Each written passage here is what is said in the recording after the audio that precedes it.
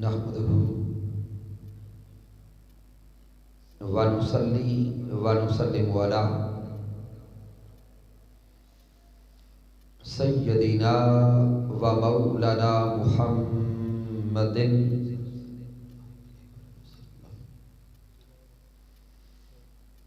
نبي الأمين المكين الكريم الرؤوف الرحيم. أما بعد فأعوذ بالله من الشيطان الرجيم. بسم الله الرحمن الرحيم. قال الله تبارك وتعالى في القرآن المجيد: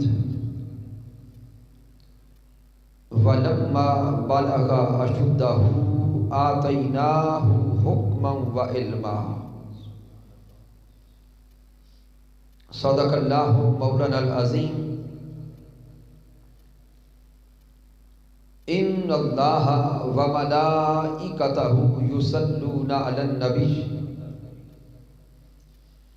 یا ایھا الذین آمنوا صلوا علیہ وسلموا تسلیما.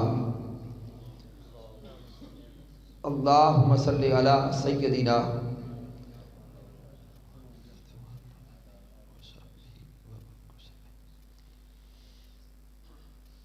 اللہ رب العزت کی توفیق سے اور تاجدار کائنات صلی اللہ علیہ وآلہ وسلم کے نعلین پاک کے تصدق سے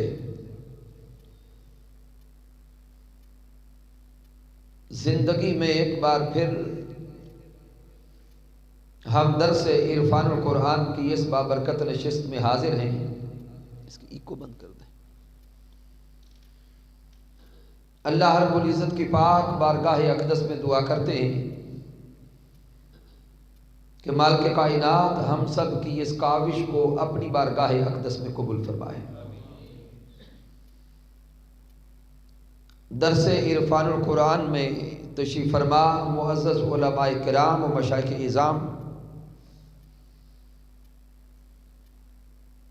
ملت اسلامیہ کے عظیم نوجوانان ملت، بزرگ احباب اور عظیم خوبصورت بچے آج کے درس عرفان القرآن میں جو شامل ہیں، اپنے خالق کی بارگاہ میں التجا کرتے ہیں کہ رب کائنات ہماری ساری زندگی کو اسی طرح بندگی میں بدل رکھے. سامعین محترم، آج کے درس عرفان القرآن کے لیے جس موضوع کو چنا ہے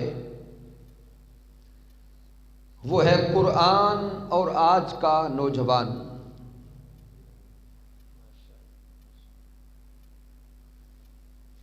سامعین محترم، ہمارا خالق اور مالک اللہ رب العزت ہے. رب کائنات نے انسان کو تخلیق فرما کے اس کائنات ارضی میں بھیجا ہے، تو اس رب نے اس انسان کو زمین پر بھیج کر انسان کی ہدایت کے لیے انبیاء کرام کو مبعوث فرمایا. اور پھر نبی آخر الزمان تاجدار کائنات صلی اللہ علیہ وآلہ وسلم کو مبعوث فرمایا اور ہمارے زندگی گزارنے کے لیے کچھ اصول عطا فرمائے، اور وہ اصول قرآن مجید فرقان حمید کی صورت میں اپنے محبوب علیہ الصلوۃ والسلام پہ نازل فرما دیے. ہر نبی کو رب کائنات نے کسی نبی کو کتاب عطا فرمائی اور کسی نبی کو صحائف عطا فرمائے، اور کچھ انبیاء کرام کو دیگر انبیاء کرام کے ساتھ جوڑ کر انہی کی شریعت اور پیغام کو آگے پہنچانے کے لیے ان کا ممد و معاون بنایا.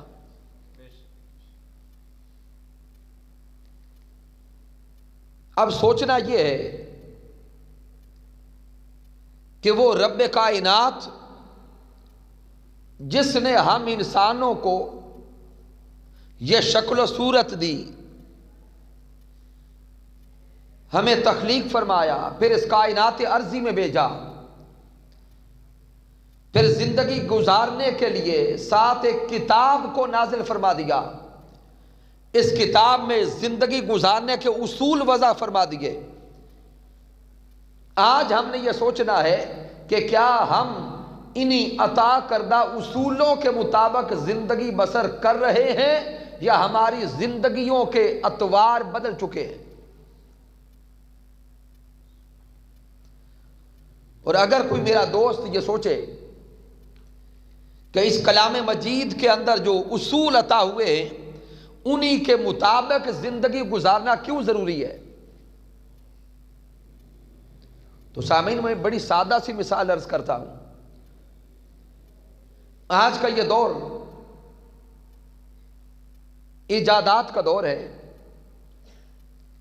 ہم انسان جن چیزوں کو خود بناتے ہیں، خود تیار کرتے ہیں، آپ مارکیٹ میں چلے جائیں، آپ الیکٹرانکس کی جو بھی شے خریدیں گے، چاہے وہ کسی بھی کمپنی کی ہو، جب اس چیز کو خریدیں گے، اس کو پن آؤٹ کریں گے، اس کو کھولیں گے، تو اسی شے کے ساتھ اس کو چلانے کے لیے کتابچہ بھی دیا جائے گا۔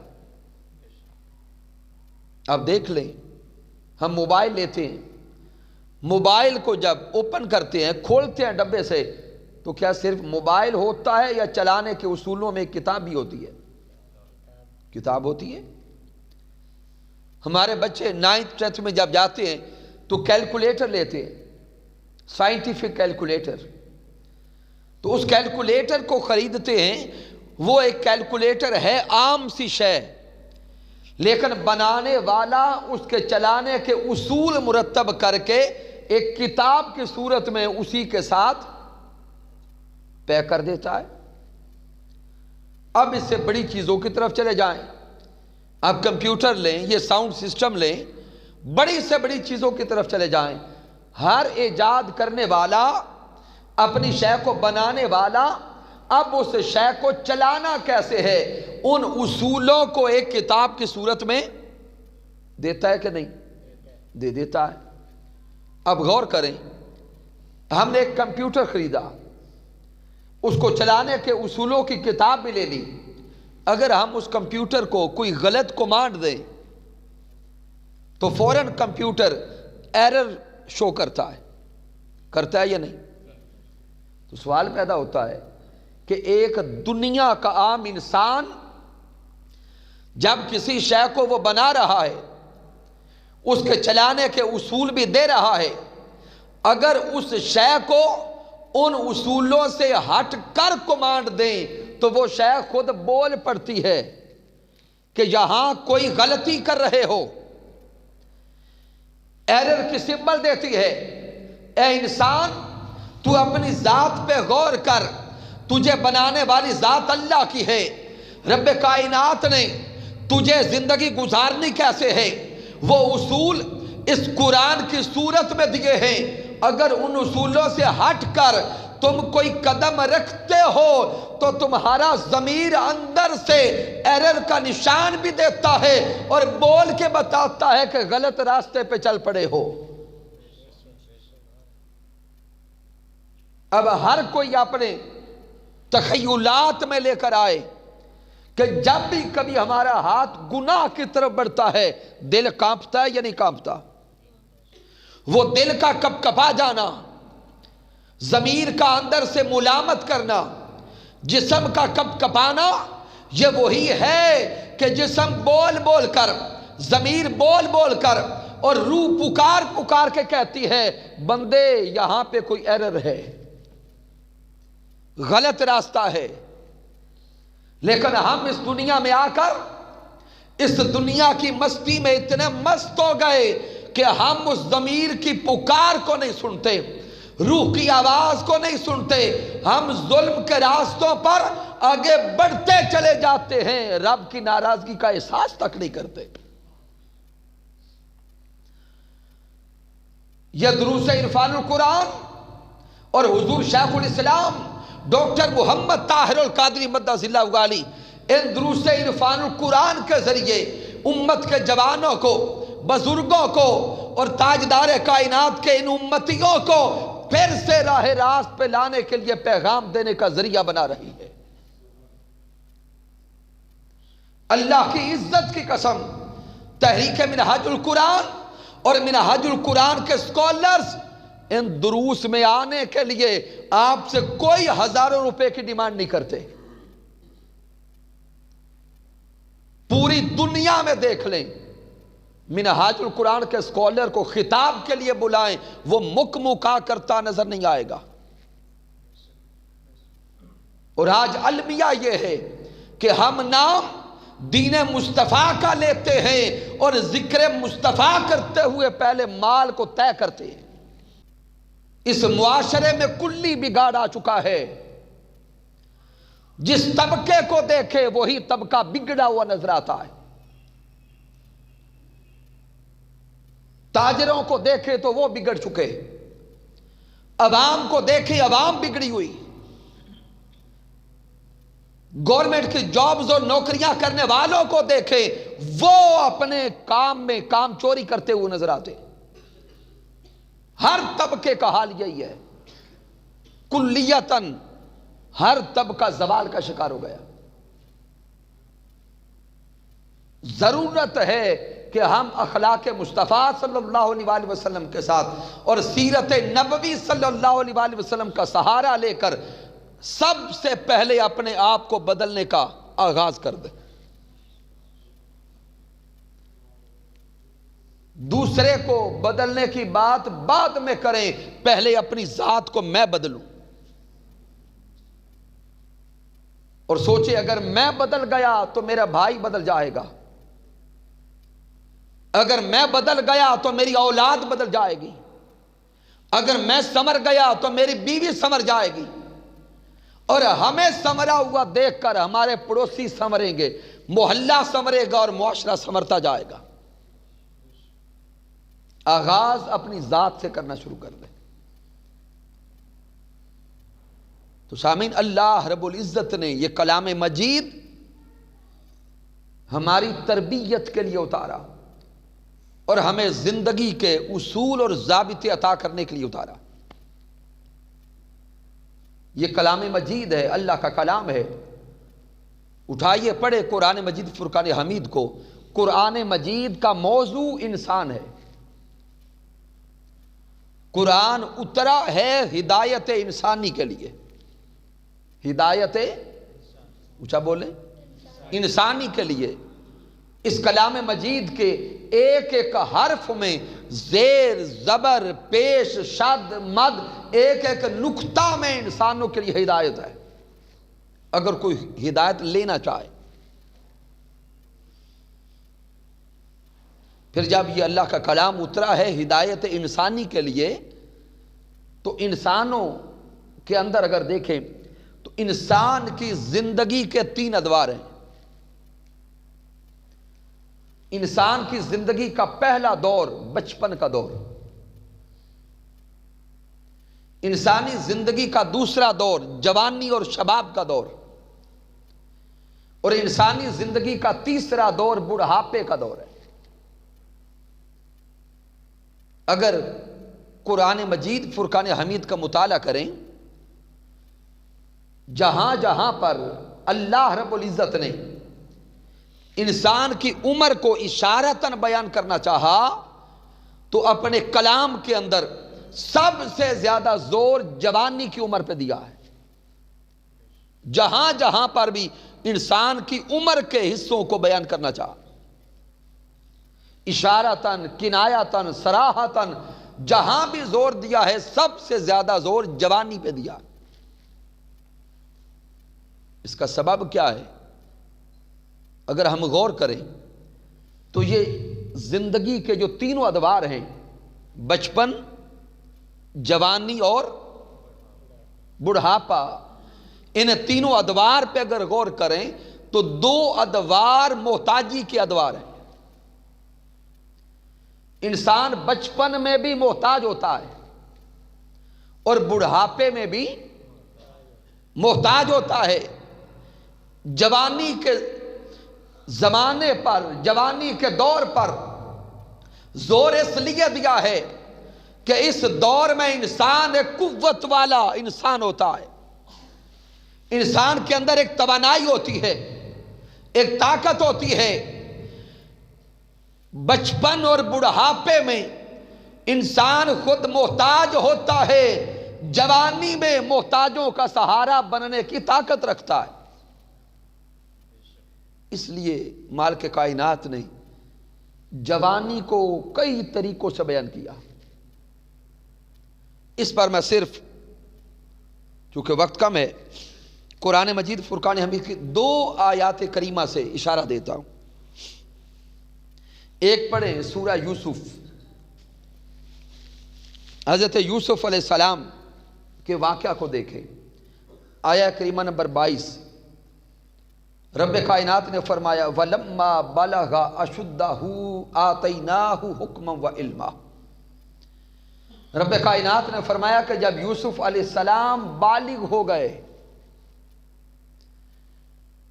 ان کی جوانی پختہ ہو گئی. بالغ اشدہ، جوانی پختہ ہو گئی، قوت کامل ہو گئی ظاہری جسمن، تو اللہ فرماتے آتیناہ حکما و علما. تو پھر ہم نے یوسف علیہ السلام کو حکومت بھی عطا فرما دی اور علم تعبیر بھی عطا فرما دیا. تو اگر ہم غور کریں، توجہ کریں، اللہ رب العزت نے نبی تو پہلے بنا دیا تھا. نبوت کا بیان اس سے پہلے ہو چکا تھا.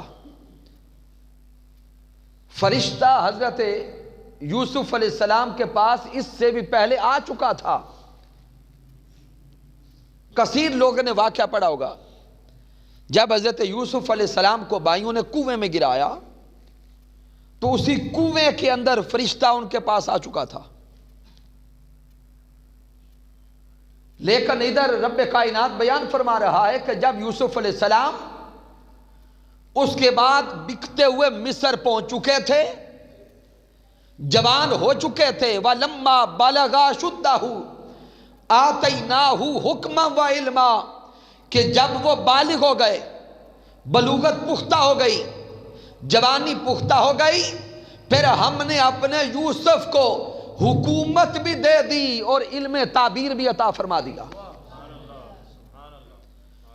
تو اشارہ رب کائنات یہ دینا چاہتا ہے کہ انسان ادھر اگر تو بالغ ہو اور تیری بلوغت میں بھی تیری توجہ تیرے رب کی طرف ہو تو رب کی بارگاہ کی طرف سے پھر تمہیں کرم ملتا ہے، فضل ملتا ہے، رحمت ملتی ہے، پھر علم بھی رب دیتا ہے اور نعمتیں بھی مولا عطا کرتا ہے.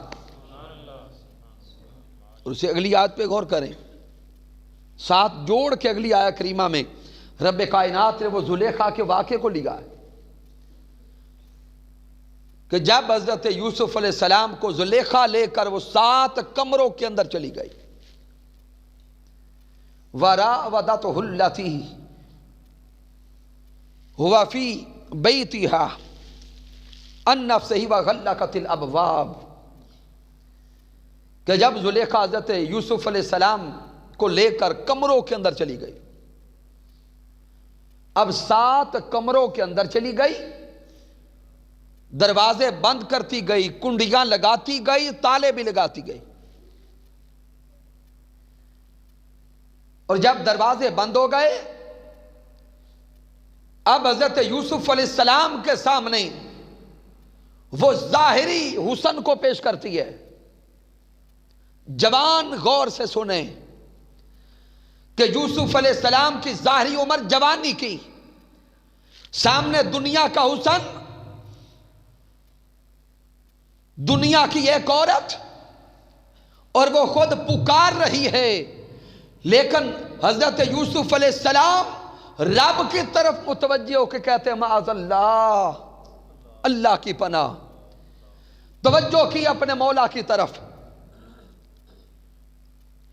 دل میں محبت مولا کو بسایا ہوا تھا۔ جب رب کی طرف توجہ کی، دنیا کے ظاہر کو چھوڑ کر، دنیا کی ہوس کو چھوڑ کر، دنیا کے اس نفسانی خواہشات کو چھوڑ کر جب رب کی طرف پیچھے پلٹے تو یوسف علیہ السلام پیچھے دوڑتے گئے، دروازے کھلتے گئے، کنڈیاں کھلتی گئی، تالے ٹوٹتے چلے گئے، یوسف علیہ السلام پاکیزہ ہو کر کمرے سے باہر نکل گئے۔ اللہ نے ان کی طہارت کو قائم رکھا، رب کائنات نے ان کے تزکیہ کو قائم رکھا، تصفیہ کو قائم رکھا۔ یہاں پہ سوچیں، واقعہ تو حضرت یوسف علیہ السلام کا ہے، اللہ نے اس کلام مجید میں کیوں اتارا ہے، ہمیں کیوں سنایا ہے؟ رب کائنات نے یہ جو واقعہ اس کلام مجید میں نازل فرمایا اور ہمیں سنایا، مقصد یہ ہے کہ میرے مصطفیٰ کی امت کے جوانوں، جوانی کے اندر دنیا طلبی سے دروازے بند کرنا اور منہ موڑنا تمہارا کام ہے، رب کی محبت کی طرف دروازے کھول دینا یہ مولا کا کام ہے۔ اے میرے محبوب کے چاہنے والوں، تاجدار کائنات صلی اللہ علیہ وآلہ وسلم سے محبت کرنے والوں، آقا کی امت کے جوانوں، آؤ نا ہم اپنی جوانیوں کو طہارت کی طرف لے کر آئیں۔ آج کا یہ جوان کبھی نیٹ پر برائی کو دیکھ رہا ہے، کبھی ٹیلی ویژن کی سکرین پر بے حیائی سامنے، پھر انہی بے حیائیوں سے مائل ہوتا ہوتا معاشرے میں ماؤں بہنوں بیٹیوں پہ گندی نگاہیں رکھنے والا ہو گیا۔ اللہ معاف رکھے۔ تصور تو کریں، ہم نے کلمہ کس سونے نبی کا پڑھا ہے، وہ سونے پیارے آقا جو بیٹیوں کے سروں پر چادریں دینے والے اور غیروں کی بیٹیوں کے سر بھی ڈھانکنے والے، تو ہم کس طرف جا رہے ہیں؟ آئیے اپنے اتوار کو بدلنا شروع کریں، اپنے شب و روز کو بدلنا شروع کریں۔ پھر سامعین محترم، قرآن مجید سے کئی مقامات ہیں، ایک ہی اور مقام سے میں اشارہ دیتا ہوں، پھر پڑھیں سورۃ الکہف کو، اصحاب کہف کا واقعہ دیکھیں۔ جب مالک کائنات نے اصحاب کہف کے واقعے کو بیان کرنا چاہا تو رب کائنات نے فرمایا ام حسبت ان اصحاب الکہف والرقیم کانوا من آیاتنا عجبا۔ اللہ نے فرمایا کہ وہ اصحاب کہف کا واقعہ کتنا عجیب ہے۔ یہاں سے اپنے ولیوں کے ذکر کو شروع کیا۔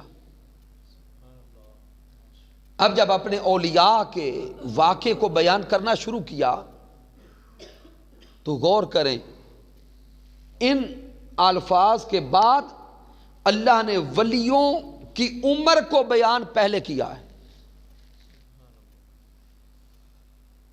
تھوڑا سا اپنے ذہنی تصورات کو کھنگا لینا۔ ہمارے سامنے اگر کوئی کہے کہ فلاں علاقے میں کوئی بڑا ولی رہتا ہے تو ہمارا ذہن اس ولی کا نقشہ خود اپنے ذہن میں بناتا ہے اگر دیکھا ہوا نہ ہو، اور وہ جو ہمارے ذہنوں میں نقشہ بنتا ہے اس نقشے میں پہلی بات یہ آتی ہے کہ کوئی بابا ہوگا، یعنی جب کسی کو ولی کہا ہے تو وہ کوئی بابا ہوگا، بڑی عمر والا ہوگا، سفید ریش ہوگا۔ یہی تصور تو میرے اللہ نے اپنے کلام میں ہمارا اس کو بدلا ہے۔ اللہ نے آغاز کیا کہ جب وہ اصحاب کہف میرے ولی چل پڑے، ان کے واقعے کو دیکھو کتنا عجیب ہے۔ واقعے کا آغاز کرتے ہوئے اب رب جب بات شروع کرتا ہے تو فرماتا ہے اذ اول فتیۃ الی الکہف، کہ وہ میرے ولی جو غار کی طرف چلے وہ کوئی بابے نہ تھے، کوئی بوڑھے نہ تھے، اذا والفتیات الی الکہف، وہ میرے ولی ان کی عمر جوانی کی تھی، ان میرے اولیاء کی عمر جوانی کی تھی۔ اس کے بعد آگے سارا واقعہ بیان کیا۔ یہاں پر بھی اللہ کے کلام کو پڑھنے والوں تھوڑا گہرائی میں ڈوب کر سوچو تو صحیح، یہاں پہ کیا ضرورت تھی کہ اللہ پہلے ان ولیوں کی عمر کو بیان کرتا؟ یہاں پر رب کائنات نے اصحاب کہف اپنے ان اولیاء کی عمر کو پہلے بیان کر کے امت مصطفیٰ کے جوانوں کو پیغام دیا ہے کہ اے میرے محبوب کی امت کے جوانوں، یہ سمجھ لو اگر ولایت چاہتے ہو تو ولایت پانے کے لیے سب سے اعلیٰ عمر جوانی کی عمر ہے۔ اگر میرے ولی بننا چاہتے ہو، اگر میرا قرب چاہتے ہو، میری معیت چاہتے ہو، میری معرفت چاہتے ہو، اور بے حجاب رب کا دیدار پانا چاہتے ہو، تو جوانی کی عمر میں دنیا طلبی کو چھوڑ کر حسن مولا کی طرف چلے جاؤ۔ رب کائنات پردے اٹھا کے تمہیں اپنے جلوے دکھانے لگ جائے گا۔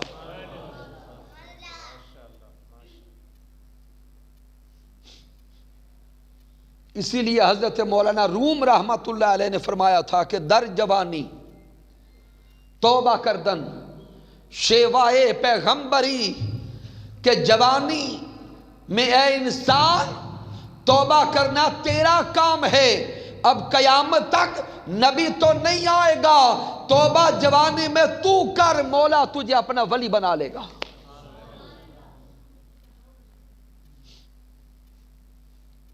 اور تاجدار کائنات صلی اللہ علیہ وسلم کی تعلیمات کا مطالعہ کریں،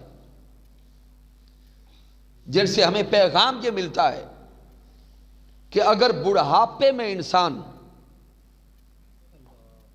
بڑی ریاضت کرے، بڑا مجاہدہ کرے، بڑی عبادت کرے، تب بھی وہ قرب نہیں ملتا جو جوانی کے چند نوافل میں اللہ رب العزت عطا فرماتا ہے۔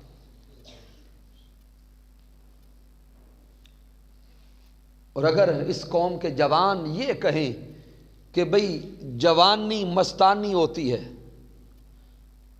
ابھی جو کرنا ہے کر لو، جب بوڑھے ہوں گے تو پھر توبہ کرتے رہیں گے، معاذ اللہ، تو کس کو یقین ہے کہ وہ بڑھاپے تک زندہ رہے گا؟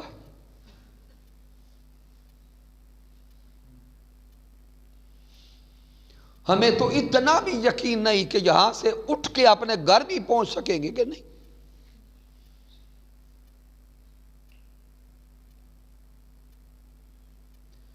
تو جب اپنی زندگی کے ایک لمحے کا بھی بھروسہ نہیں تو پھر اکڑ کیسی،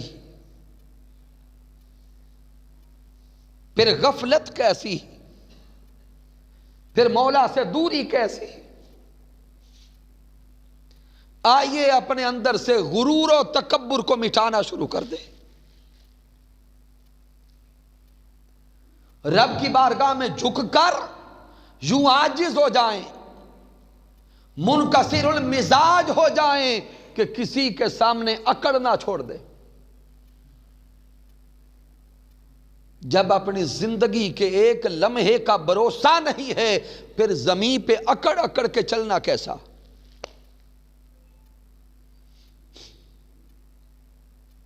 آئیے ہم اپنے بارے میں سوچنا شروع کریں۔ اس دنیا میں آئے ہیں مہمان بن کر، اور مہمان جہاں پہ مہمان ہوتا ہے وہاں پکا ڈیرا نہیں ڈالتا۔ آپ سوچیں نا کہ اگر کسی گھر میں مہمان جائیں تو مہمان کتنے دن رہتا ہے؟ 1 دن، 2 دن، 1 ہفتہ، 1 مہینہ، اور اس مہمان کے ذہن میں ہر لمحے یہ سوچ ہوتی ہے کہ میں نے فلاں دن واپس جانا ہے، لہذا اپنے بیگ کو تیار کر کے رکھوں۔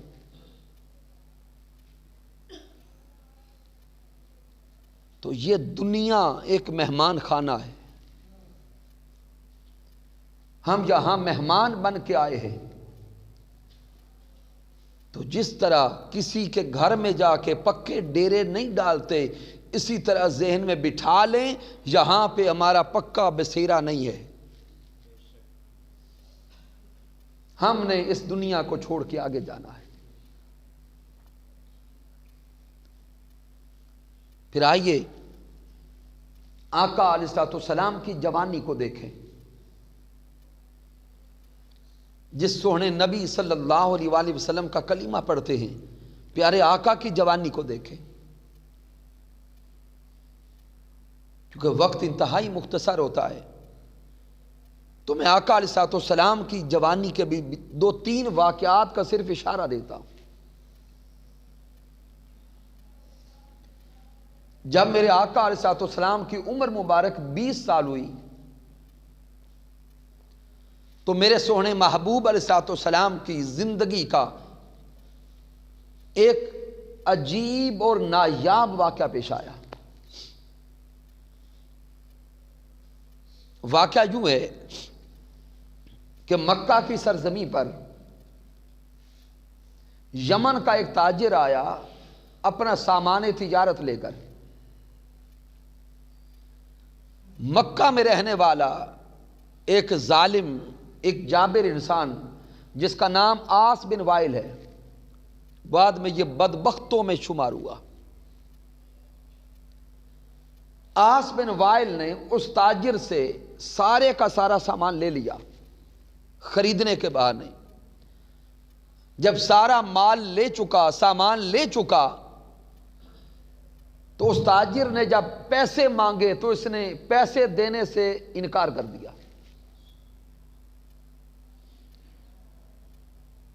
اڑ گیا، کہتا ہے کہ میں نہیں دوں گا۔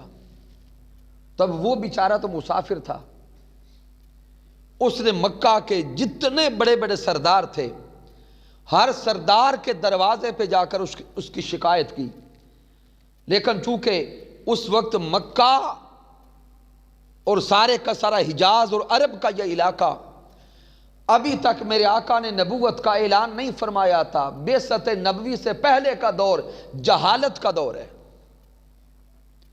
ظلم و بربریت کا دور ہے۔ اس دور میں انسان کی کوئی قدر و قیمت نہیں ہوتی تھی، ماں بہن کا کوئی ادب اور احترام نہیں ہوتا تھا۔ تو وہ یمن کا تاجر بیچارہ مکہ کے سرداروں کے دروازوں پہ جا کے روتا رہا، پیٹتا رہا، لیکن کسی نے اس کا ساتھ نہ دیا بلکہ الٹا اس پہ ہنستے رہے۔ آخر وہ روتا روتا واپس جا رہا تھا کہ میرے محبوب علیہ السلام نے اس کا رونا سنا۔ تاجدار کائنات صلی اللہ علیہ وآلہ وسلم نے اس کی چیخ و پکار کو سنا،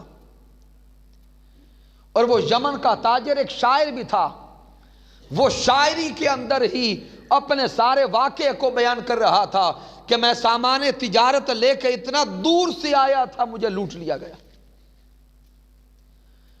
جب محبوب علیہ السلام نے اس کے یہ جملے سنے تو میرے آقا علیہ السلام نے اپنے ہم عمر جوانوں کو اور اپنے ہم مزاج جوانوں کو پہلے اکٹھا کیا، پھر اپنے مزاج کے جو طبیعت کے لوگ تھے اس معاشرے میں ان کو اکٹھا کیا اور مل کر ایک معاہدہ کیا جس معاہدہ کا نام حلف الفضول ہے۔ ایک آپس میں معاہدہ لکھا، حلف کیا کہ آج کے بعد اس عرب کی سرزمین پر ہم کسی کے ساتھ ظلم نہیں ہونے دیں گے۔ آقا کی جوانی کی عمر، اس سرزمین پر آج کے بعد کسی کے حقوق غصب نہیں ہونے دیں گے۔ میرے آقا علیہ السلام نے ایک جماعت تیار کی، ظلم کے خلاف، بربریت کے خلاف، غرباء کے حقوق کے لیے اور یتیماء کے حقوق کے لیے اور مسافروں کے حقوق کے لیے۔ تو سامعین آقا علیہ الصلوۃ والسلام کی جوانی کی عمر کا تو حال یہ ہے، اور بعد از اعلان نبوت میرے آقا ہجرت مدینہ کے بعد بھی کبھی کبھی صحابہ میں بیٹھ کے اس واقعے کو بیان کرتے تھے، اور میرے آقا اتنے خوش ہوتے بیان کرتے ہوئے، یہاں تک کہ میرے آقا نے ایک بار ارشاد فرمایا کہ اگر کوئی مجھے کہے کہ 100 سرخ اونٹ لے لیں اور اس ایک واقعہ کا اجر دے دیں، آقا فرماتے ہیں کہ میں 100 سرخ اونٹ نہیں لوں گا، میں وہ اجر اپنی دامن میں سنبھال کے رکھوں گا۔ آقا اتنے خوش ہوتے، اس کو بعد میں بیان کرتے ہوئے۔ پھر سامعین جب میرے آقا علیہ الصلوۃ والسلام کی عمر مبارک 24 سے 25 سال ہوئی تو میرے آقا علیہ الصلوۃ والسلام نے حضرت سیدہ خدیجہ الکبریٰ رضی اللہ تعالی عنہا کا سامان تجارت لیا اور خود تجارت پہ روانہ ہوئے۔ اب اس کے بعد میں اختتام کی طرف آؤں گا چونکہ وقت زیادہ نہ ہو جائے۔ اب غور کریں، ہم بھی اس دور میں مال کمانے کے لیے ذرائع اختیار کرتے ہیں، رزق کمانے کے لیے، رزق لینے کے لیے کسب کرنا، محنت کرنا جائز امر ہے، انبیاء کی سنت ہے۔ اب میرے آقا علیہ الصلوۃ والسلام جب تجارت پہ نکلے تو محبوب علیہ الصلوۃ والسلام کی بارگاہ میں آقا کے پاس جو سامان تجارت تھا، میرے آقا علیہ الصلوۃ والسلام نے کوالٹی کے اعتبار سے اس سامان کو پہلے دیکھا اور کوالٹی وائز تقسیم کیا۔ اب جب آقا کے پاس کوئی گاہک آتا تو اس سامان کے اندر اگر کوئی کمی ہوتی تو میرے آقا اس کمی کو خود بیان فرماتے۔ یہ نکتہ بڑا اہم اور سمجھنے والا۔ سامان تجارت کے اندر اگر کوئی کمی ہوتی تو میرے آقا اس کمی کو اپنی زبان اقدس سے خود بیان فرماتے۔ یہ عمل اس معاشرہ کے اندر ایک عجیب عمل تھا، جس معاشرے میں ایک گٹیا شے کو بھی اعلیٰ کر کے بیچا جاتا، جس معاشرے میں ملاوٹ عام تھی، حقوق کا غصب کرنا عام تھا، اس معاشرے میں جب میرے محبوب علیہ الصلوۃ والسلام اگر مال میں کوئی کمی ہوتی اس کو بیان کرتے تو لوگ حیران ہوتے کہ کوئی ایسا جوان تاجر بھی ہے جو مال کی کمی کو خود بیان کرتا ہے۔ شہرت ہو گئی میرے آقا کی ہر طرف کہ ایک جوان ہے، خوبصورت ہے، سوہنا ہے، اور اتنا امانت دار اور صاحب صداقت تاجر ہے کہ مال کا حال جو ہوتا ہے اپنی زبان سے خود بیان کر دیتا۔ آ جائیے ہم اپنے بازاروں کا حال دیکھیں، اگر فروٹ لینے کے لیے کسی شاپ پر، کسی ریڑھی پر کھڑے ہو جائیں، سامنے کچھ اور دکھاتا ہے، ڈال کے کچھ اور دیتا ہے۔ کرتے ہیں یا نہیں کرتے؟ تو جب یہ کام کر رہے ہوتے ہیں تو کیا اس وقت نبی کے امتی نہیں ہوتے؟ استغفر اللہ العظیم۔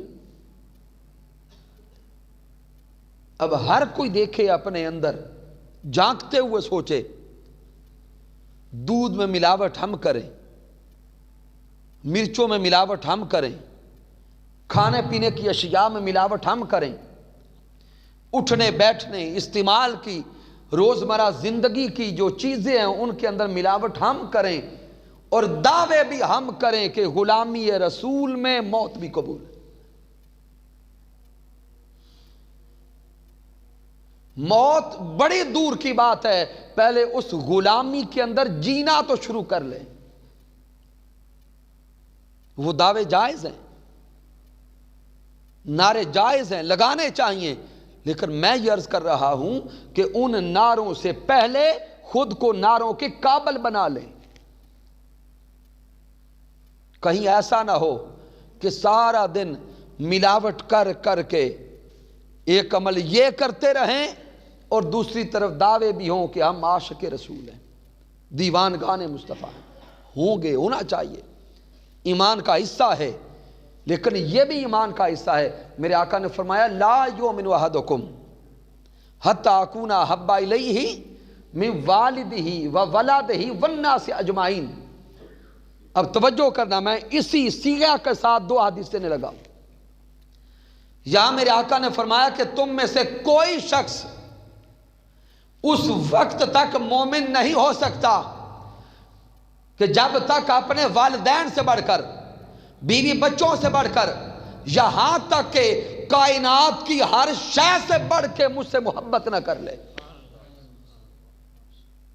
اب غور کیجئے گا، انہی ابتدائی الفاظ کے ساتھ میرے آقا نے دوسرے مقام پہ فرمایا لا یؤمن احدکم حتی یحب لاخیہ ما یحب لنفسہ۔ آقا فرماتے ہیں کہ تم میں سے کوئی شخص اس وقت تک مومن نہیں ہو سکتا جب تک وہی شے اپنے بھائی کے لیے پسند نہ کرے جو اپنے لیے کرتا ہے۔ ابتدائی الفاظ کے اندر تاکید بھی وہی، وزن بھی وہی، الفاظ بھی وہی۔ تو سوچیں نا، اگر ہم نے سوٹ کپڑے اپنے لیے لینے ہوں تو چہرے کا رنگ اور ہوتا ہے، اگر سگے بھائی کے لیے ہی خریدنے ہوں تو چہرے کے اتوار اور ہوتے، اور خاندان میں اگر کسی اور کو دینے ہوں تو کہتے ہیں چلو دینے نے نہ جہیں دے لبد نے لے لو۔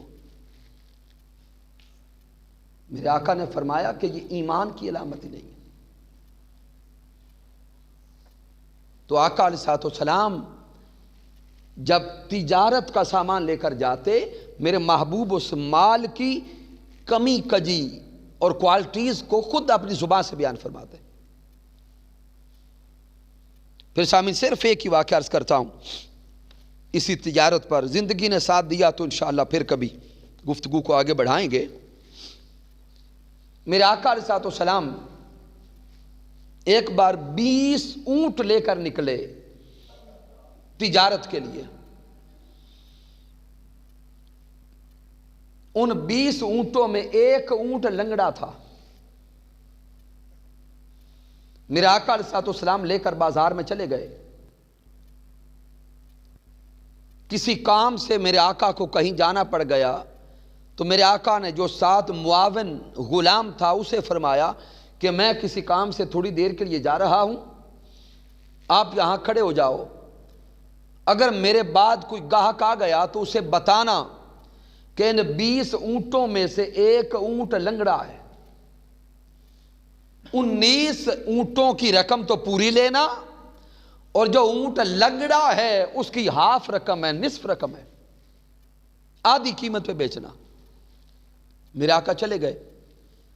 بعد میں گاہک آئے اور وہ 20 کے 20 اونٹ خرید کر لے گئے۔ اب جب میرے محبوب علیہ السلام واپس تشریف لائے، غلام وہاں موجود تھا اور وہ آقا سے عرض کرتا کہ حضور مال بک گیا۔ میرے آقا نے فوراً پوچھا کہ جو اونٹ لنگڑا تھا اس کے بارے میں بتایا تھا؟ اس کی قیمت آدھی تھی۔ وہ عرض کرتا ہے حضور گاہک بڑی جلدی میں تھا، اس نے آ کے فوراً آپ کا پوچھا، پھر سامان کو دیکھا، اونٹوں کو دیکھا تو میں بتانا بھول گیا، وہ سارے 20 کے 20 اونٹوں کی رقم پوری ادا کر گئے۔ میرے آقا علیہ السلام فرماتے کہ جانتے ہو کون تھے لینے والے؟ وہ غلام کہتا ہے حضور اجنبی تھے، میں نہیں جانتا۔ میرے آقا علیہ السلام پھر فرماتے ہیں کہ وہ گئے کدھر ہیں؟ اب غلام کہتا ہے حضور وہ لے کر اس طرف چلے۔ میرے آقا نے فرمایا کہ اپنے گھوڑے پر سوار ہو جاؤ، ان کے پیچھے جا رہے ہیں۔ اب وہ بڑی تیزی کے ساتھ آگے جا رہے تھے، میرے آقا بھی پیچھے چل پڑے۔ کتنے فاصلے پر تھے وہ؟ پیچھے سے میرے آقا علیہ السلام پہنچے اور میرے آقا نے ان کو روکا. اب آقا علیہ السلام نے وہ دیکھ لیے چونکہ اونٹ ان کے پاس تھے. میرے آقا علیہ السلام نے ان سے پوچھا بھئی یہ میرے اونٹ بازار سے آپ لوگوں نے ہی خریدے؟ وہ کہتے جی ہم ہی خرید کے آئے. میرے آقا علیہ السلام نے فرمایا کہ ان میں ایک اونٹ لنگڑا ہے.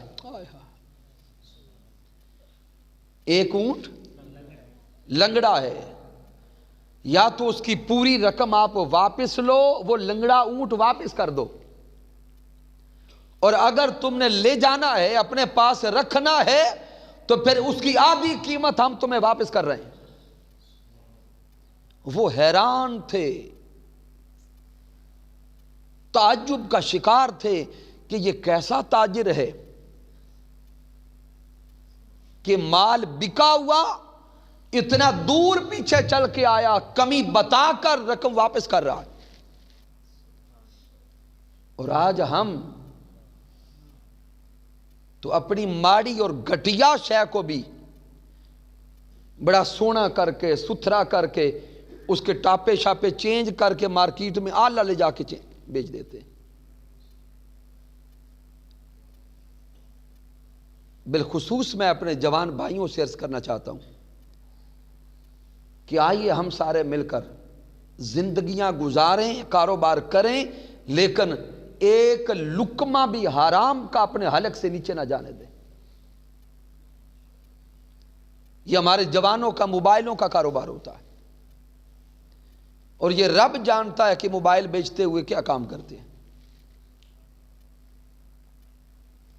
آج اگر حرام کے لقمے کھا لیے یا اپنی اولادوں کو کھلا لیے، جو ایک ذرہ ایک لقمہ حرام کا کھا لے اس کی دعائیں پوری نہیں ہوتی. اور ہم روتے ہیں کہ بڑی دعائیں کرتے ہیں، دعا قبول نہیں ہوتی. دعا قبول کیسے ہو؟ دعا تو تب قبول ہو جب اندر پیٹ کے اندر لقمہ حلال کا ہو. اور آخری جملے عرض کرنے لگا ہوں کہ اگر ہم یہ سوچیں کہ چلیں مادیت کا دور ہے، فلاں رشتہ دار نے گڈی لے لی، میں بھی گڈی لواں جی میں بھی لواں، میرے کزن نے کوٹھی بنا لی میں رہ گیا، فلاں نے بنگلہ بنا لیا میں رہ گیا، تو اب یہ دنیا طلبی دیکھا دیکھی پھر ہماری بیویاں ہمیں پریشان کرتی ہیں، ہمارے گھروں میں ہوتی ہیں. وہ ہمیں کہتی ہیں کہ ویک فلانے تے گھر کی ہے تے تیرے گھر میں تے جدن دی آئی ہوں میں نے سوکھ ہی نہیں لبا. بس رنگ بدلتا جاتا ہے، بندہ بیچارہ مجبور ہوتا چلا جاتا ہے، حرام اور حلال کا تصور مٹ جاتا ہے. تو یاد رکھیں، جن اولادوں کے لیے حلال و حرام کے تصورات مٹا کر اور دن رات کو چھوڑ کر تھک ہار کے ہر لمحے لگے رہتے ہیں، جو اولادیں حرام کے مال پہ پلتی ہیں بڑھاپے میں وہ اولادیں کام نہیں آیا کرتی. لکھ کر رکھ لیں، اگر اپنی اولادوں کو حرام کے لقمے کھلا کر جوان کریں گے، آپ جب بوڑھے ہو جائیں گے وہ اولادیں تمہارا سہارا نہیں بنے گی، الٹی آزمائش ہو جائیں گی، دکھ دیں گی، پھر آپ بندے بندے کے پاس بیٹھ کر روتے پھرو گے، تمہارا بیٹا بات کوئی نہیں سنے گا. اگر ہم دنیا اور آخرت میں سکھ چاہتے ہیں تو خدا کے لیے تاجدار کائنات کی سیرت پہ عمل کرنے والے بن جائیں. پیارے محبوب علیہ السلام کی اطاعت کریں. یہ دنیا کے چاند دن تاجدار کائنات کی سیرت پہ عمل کرتے ہوئے اطاعت کے ساتھ اتباع کے ساتھ گزار کے جاؤ، قبر میں پہنچو گے تو رنگ کچھ اور ہوگا. اور جب عشاق دنیا سے جاتے آقا کی سیرت پہ عمل کرنے والے، خوش اخلاق، آقا کی زندگی کو نمونہ کاملہ سمجھ کر عمل کرنے والے، ان کے جانے کا رنگ جدا ہوتا ہے۔ یہ ابھی چند دن پہلے ہمارے ہی معاشرے کے ایک عظیم ثناخان مصطفیٰ دنیا سے گئے، محترم خالد حسنین خالد۔ یہ ایک ایسا پیارا ثناخان تھا جس نعت خان نے نعت کی دنیا میں انقلاب برپا کیا۔ نعت کی دنیا کا ایک ریوائیول تھے حضرت خالد حسنین خالد، کہ جب اس معاشرے میں نعت کے اندر گلیمرزم آتا جا رہا تھا، ان چند ثناخانوں نے سید زبیب شاہ صاحب کو لیں، صابر سردار صابر کو لیں، محترم خالد حسنین خالد کو لیں، محترم افضل نشاہی صاحب کو، دیگر ایسے اعلیٰ قسم کے نعت خانوں کو دیکھیں جنہوں نے نعت کو نعت بنا کے پڑھا۔ تو سامعین، جب اس طرح کے بن کر انسان دنیا سے جاتا ہے، پھر اس کے جانے کا بھی انداز جدا ہوتا ہے، وہاں بھی حال جدا ہوتا ہے اور وہاں بھی جدا ہوتا ہے۔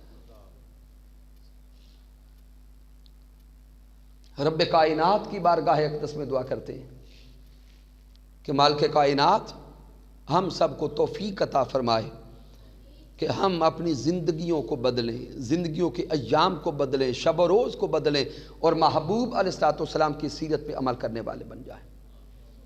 حضور شیخ الاسلام ڈاکٹر محمد طاہر القادری مقدس اللہ غالی پوری دنیا میں شرق سے لے کر غرب تک لوگوں کو آقا کی محبت کا پیغام دے رہے ہیں اور اخلاق مصطفیٰ کا پیغام دے رہے ہیں، سیرت مصطفیٰ صلی اللہ علیہ وآلہ وسلم کا پیغام دے رہے ہیں۔ اس صدی میں یہ وہ مرد کامل ہے کہ جس کے ہاتھوں پر سینکڑوں لوگوں نے کلمہ پڑھا،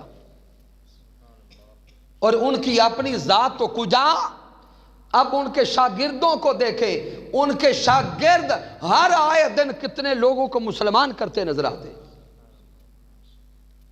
تو سامعین محترم، کتنی بڑی نوکری ہے کہ غیروں کو آقا کی بارگاہ میں جھکا دینا، کتنا بڑا اجر ہوگا۔